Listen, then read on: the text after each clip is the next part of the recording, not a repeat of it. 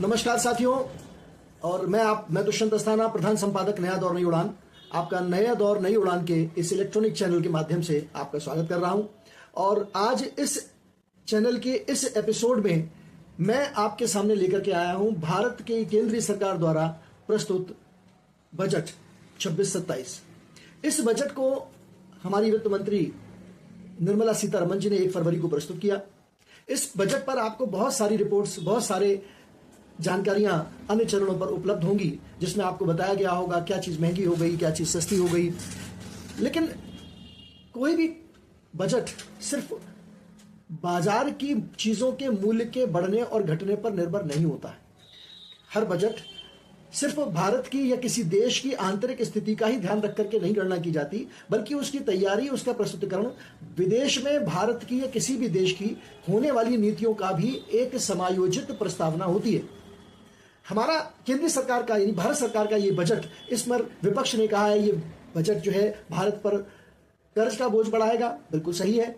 और केंद्र सरकार कहती है ये बजट भारत की नींव रखने वाला बजट बनेगा, एक मजबूत बजट बनेगा। बात करते हैं सीधे नीतियों पर कि आखिर दोनों पक्ष और विपक्ष की बातों में क्या सच्चाई है और भारत की जो विदेश नीति है उस पर यह बजट किस तरह से अपना असर दिखाएगा। तो शुरुआत करते हैं। भारत के इस बजट में खर्चे का जो मूल्य निर्धारित किया गया, टोटल एक्सपेंडिचर, वो निर्धारित हुआ 53.4 लाख करोड़ रुपए का। और इस खर्चे के लिए जो आमद आनी है, जो आमद एक्चुअल है, वो है 36.5 लाख करोड़ रुपए। यानी जो डिफरेंस है दोनों का, उसका समायोजन उधारी से किया जाना है। अब ये जो समायोजन होना है उधारी से, इसको लोग फिस्कल डेफिसिट भी कहते हैं और फिस्कल डेफिसिट की भाषा भी यही है। लेकिन हमारे इस बजट में एक चीज आंकड़ों के हिसाब से ये ठीक है कि फिस्कल डेफिसिट हमारा जो पिछले वर्ष था उससे ज्यादा नहीं हुआ है एज पर परसेंटेज। लेकिन चूंकि हमने कर्जा बढ़ाया है, तो आखिर हमने कर्जा बढ़ाने के बाद इतने हैवी बजट को कहां कहां इन्वेस्ट किया है, ये एक विषय चर्चा का होता है, जिसके लिए संसद बनी है। आम जनता भी अपने अपने प्लेटफॉर्म पर चर्चा करती है। लेकिन चर्चा सही हो, यह बहुत महत्वपूर्ण है। आज मैं आपके सामने critical evaluation of this budget लाने का प्रयास कर रहा हूं, आलोचनात्मक विश्लेषण करने की मैं कोशिश कर रहा हूं। तो सबसे पहले बात करते हैं कि उस उधारी का होगा क्या। यह जो उधारी होने वाली है, यह उधारी भारत के ऊपर ब्याज का बहुत बड़ा जोर पैदा करेगी। यानी कि अगर हम ये कहें कि कुल खर्चे की कितना हिस्सा हमारा इस ब्याज की देयता में चला जाएगा जो हम उधारी लेने वाले हैं, तो वो आएगा 26% के लगभग। हम अपनी जो एक्सपेंडिचर है, जो एक्सपेंडिचर का हमारा चार्ट बना है, उसकी 26% लगभग आमदनी या उसका हिस्सा हम ब्याज के रूप में देने वाले हैं। और अगर हम ये कहें जो हमारी आमद हुई है, जो रिसिप्ट होने वाली है 36.5 लाख करोड़ रुपए की, उसका 40% जो है हम ब्याज में देने वाले हैं। बात बड़ी चिंता की है। अब मैं एक आपको चार्ट दिखा रहा हूं, जरा इस चार्ट पर गौर कीजिए। अब इस चार्ट को देख करके मैं आपको समझाना चाहूंगा कि भारत ने अपने इस बजट का मुख्य उद्देश्य क्या रखा है। भारत ने इस बजट का मुख्य उद्देश्य भारत के अंदर एक रेयर अर्थ कॉरिडोर पर फोकस किया है। What is this rare earth corridor? देखिए, 2 तरह के कॉरिडोर का फ्रंट आप समझिए। एक होता है ग्लोबल कॉरिडोर इन्वेस्टमेंट। ये क्या है? ग्लोबल कॉरिडोर इन्वेस्टमेंट वो इन्वेस्टमेंट है जिसमें हम वहां पैसा लगाते हैं जहां हम अपने उन देशों के साथ, जिनके साथ हमारा व्यापार हो सकता है, यानी कि आर्थिक और सामरिक महत्व के देशों के साथ जब हम कोई इन्वेस्टमेंट करते हैं, सड़क का, कॉरिडोर का, ताकि हमारा व्यापार सुगमता से हो, ट्रेड और फ्लरिश करे, माल की आमद जामद भी अच्छे ढंग से हो, तो इसमें जो इन्वेस्टमेंट होता है वो बुलाता जाता है ग्लोबल कॉरिडोर इन्वेस्टमेंट। लेकिन भारत सरकार ने इस बार ग्लोबल कॉरिडोर इन्वेस्टमेंट पर बहुत ज्यादा पैसा नहीं खर्च किया है। मैं तो यही कहूंगा बहुत उस पर ध्यान ही नहीं दिया है। ध्यान किस कॉरिडोर पर दिया है? ध्यान दिया है रेयर कॉरिडोर इन्वेस्टमेंट पर, रेयर कॉरिडोर अर्थ के इन्वेस्टमेंट पर। And what is this rare earth corridor investment? ये इन्वेस्टमेंट है भारत के उन क्षेत्रों में जहां से हमको सेमीकंडक्टर्स के जो मेटल्स हैं, मैग्नेट्स हैं, मिनरल्स हैं, हमको अच्छे से मिल सके। वहां की जो जमीन है या वहां की जो व्यवस्थाएं हैं, उन व्यवस्थाओं से हम इन चीजों को अच्छे से एक्सट्रैक्ट कर सकें। और सेमीकंडक्टर्स और ये जो एआई की टेक्नोलॉजी जो इस समय दुनिया में सबसे महत्वपूर्ण है, उसकी आवश्यकता को हम बिना किसी दूसरे देश पर डिपेंड होते हुए पूरा कर सकें। यानी आज हम चाइना पर इस तरह के मेटल्स के लिए, इस तरह के मिनरल्स के लिए हम डिपेंड कर रहे हैं, तो अब इसके लिए केंद्र सरकार ने केरला है, आपके दक्षिणवर्ती जो देश हैं, इन देशों में रेयर कॉरिडोर अर्थ के रूप में एक बहुत बड़ा इन्वेस्टमेंट किया है। अब देखिए बजट तो उतना ही है, अब उस बजट में बैलेंस बनाना होता है, लेकिन केंद्र सरकार ने इस बार जो टोटल इंफ्रास्ट्रक्चर पर खर्च किया है वो भारत के अंदर अंदर इंफ्रास्ट्रक्चर पर खर्च किया है। रोजगार सर्जन के मामले में यह बजट फेल है, लेकिन नौकरी सर्जन के मामले में यह बजट फेल है, लेकिन रोजगार सर्जन के लिए इन्होंने एमएसएमई यानी स्मॉल स्केल इंडस्ट्रीज को बढ़ावा देने का प्रयास किया है, स्वरोजगार पर इन्होंने फोकस किया है। आपको एक बात बताना मैं बहुत जरूरी समझता हूं कि ये कहते हैं कि जिस प्रकार एक सैनिक के लिए बॉर्डर पर युद्ध की परिस्थिति में जागरूक रहना, समर्पित रहना और बहुत संघर्षशील रहना आवश्यक होता है, यानी वहां सॉरी के लिए जगह नहीं है। ये बजट भारत की अंदर की जनता के लिए, जो व्यापारी है, सर्विस सेक्टर में है, या किसी भी ऐसे जिससे कि ट्रेड फ्लरिश होता हो, कुल मिलाकर के आपके हमारे देश के अंदर की इकोनॉमी के लिए जितने जिम्मेदार हैं उनके लिए वही अवसर है जो एक सैनिक के लिए अवसर होता है। उनको अपने रोजगार से एक्सपोर्ट के मामले में केंद्र सरकार का ये बजट बहुत ज्यादा अच्छा नहीं है। एक्सपोर्ट पर ज्यादा केंद्र सरकार ने कोई नई इन्वेस्टमेंट की स्कीमें नहीं लाई है, न कोई इन्वेस्टमेंट इस एक्सपोर्ट को फैसिलिटेट करने के लिए कोई इन्वेस्टमेंट बहुत ज्यादा इस बजट में दिख रहा है। तो इसका अर्थ यह हुआ कि एक्सपोर्ट यदि कम होता है तो हमारी आमद कम होगी। अभी आमद हमारी कम ना हो, इसकी जिम्मेदारी किसकी हो गई? उन्हीं व्यापारियों की जो एक्सपोर्ट में इंटरेस्टेड है। आपको अपने कंधों पर, अपने विवेक पर और मौजूदा स्थिति में दी गई जो पुरानी सुविधाएं हैं उनके आधार पर अपने एक्सपोर्ट को आगे बढ़ाना है। एक सबसे महत्वपूर्ण बात जो मैं आपको बताना चाहता हूं वो ये कि जो ट्रेड हमारा विदेश में अन्य देशों के साथ चल रहा है, यदि उस ट्रेड में किसी भी प्रकार से, जैसे आपने देखा अमेरिका के जो राष्ट्रपति हैं वो बीच में टैरिफ लेकर के एक हंटर आए थे कि मैं 50% करता हूं, 500% करता हूं टैरिफ, और उस टैरिफ की वजह से जो यहां से एक्सपोर्ट हो रहा था वो प्रभावित हो गया। अभी बजट से कुछ एक दिन पहले ही उन्होंने कहा मैं टैरिफ को कम कर रहा हूं, 18% कर रहा हूं।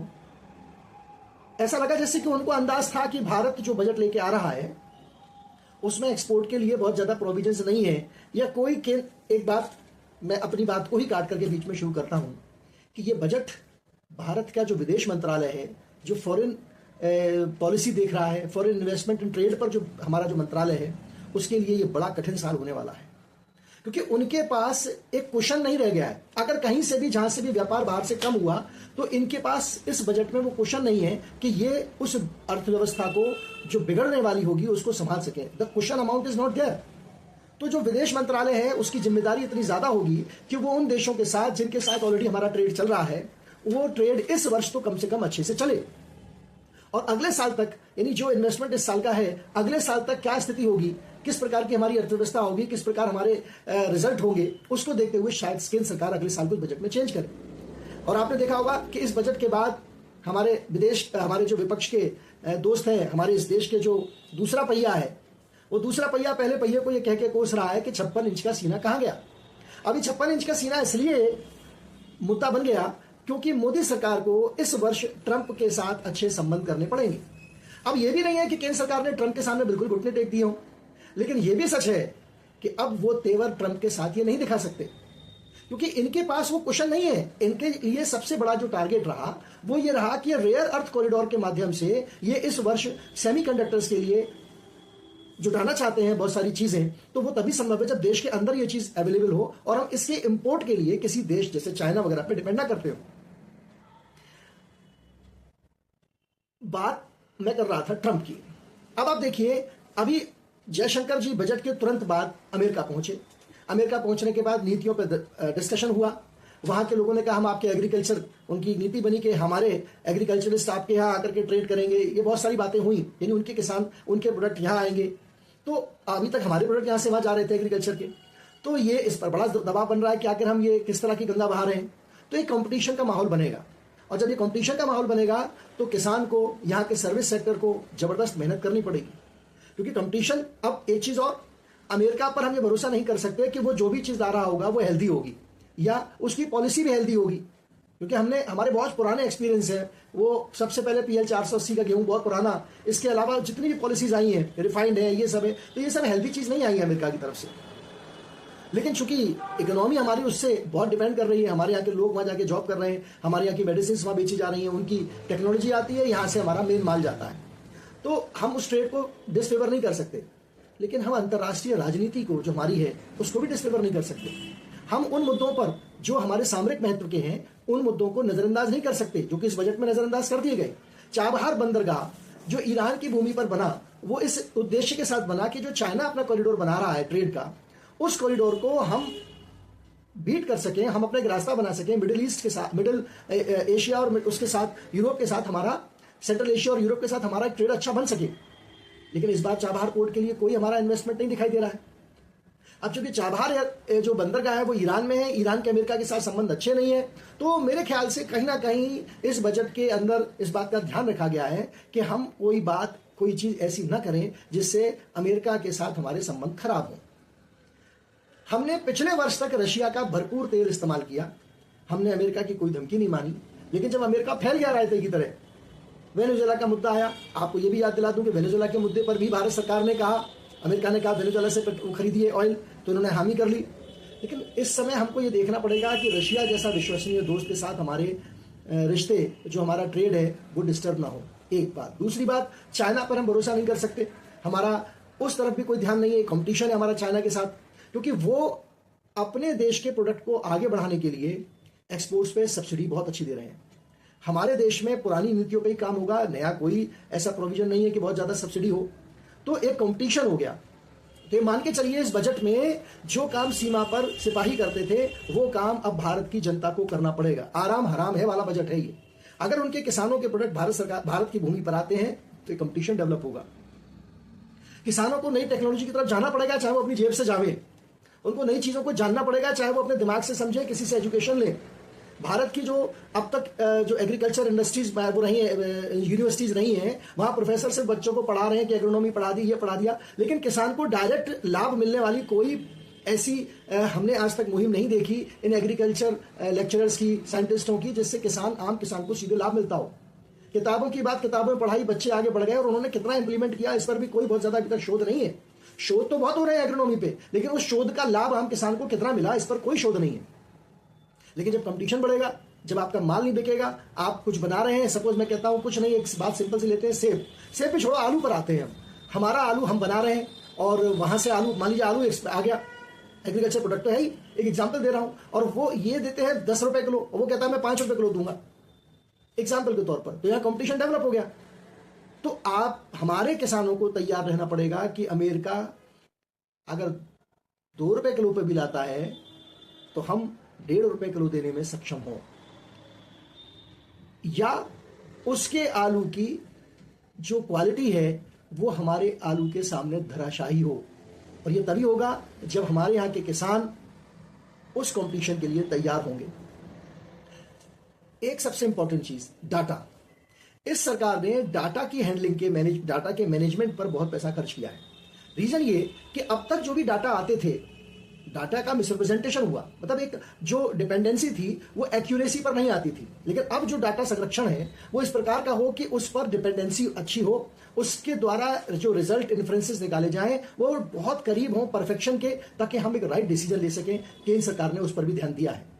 इस बजट में रक्षा का बजट काफी 15% के आसपास बढ़ाया गया है, तो इसमें कोई बुराई नहीं है, क्योंकि पूरा विश्व इस समय युद्ध की आशंकाओं से घिरा हुआ है। शक्ति प्रदर्शन हर देश करना चाहता है, तो शक्ति का इंतजाम शक्ति से ही होता है। हाँ, बुद्धि का इंतजाम, बौद्धिक संपदा का इंतजाम, ये भी भारत सरकार की, केंद्र सरकार को रखना पड़ेगा।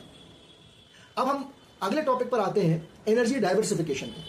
एनर्जी डाइवर्सिफिकेशन पर भी भारत की केंद्र सरकार ने कोई बहुत ज्यादा बजट पे जोर नहीं दिया है, जो कि बहुत बड़ा मुख्य मुद्दा बनने वाला है।